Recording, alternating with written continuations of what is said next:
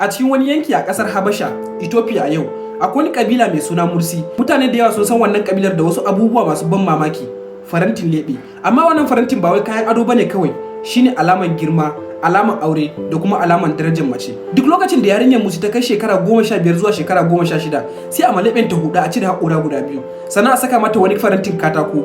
Daga baya sai a zo a mai wannan gurbin katakon da wani farantin laka wanda ake iya ƙara girmansa a sannu a hankali.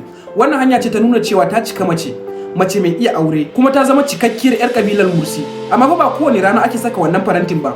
Matan Mursi suna saka wannan farantin ne lokacin bukukuwa, lokacin raye-raye ko kuma lokacin kasuwa. Wannan faranti suna da siffofi da kuma zane-zane masu ban sha'awa a jiki. Wannan zanen yana nuna asali dangin mutum ko kuma inda mutum yake son ya je. Babban abun tambayar shine me yasa suka fara wannan al'ada?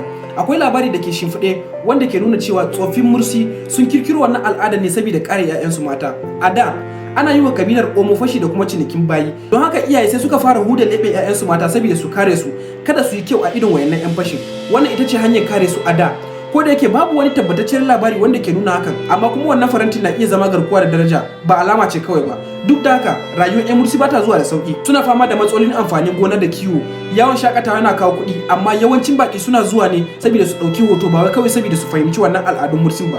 Abun mamaki shine yadda al'adar leɓe ya canja. Matan Mursi na zamani da suka je makaranta ko kuma suka yi rayuwa a birni suna zaben ƙananan faranti kuma ma ba za su saka shi ba gaba ɗaya.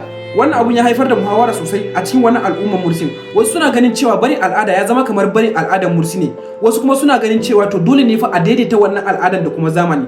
Don haka idan ka ga farantin leɓe, ka tura cewa wannan kayan ba wai kayan sha'awa bane kawai, tana da asali. A yau, gobe, a da kuma har abada. Mursi suna fafutukan kare 'ya'yansu da kuma al'adunsu. Amma ta hanyar ƙoƙarin yin hakan, suna fuskantar ƙalubalen zamani.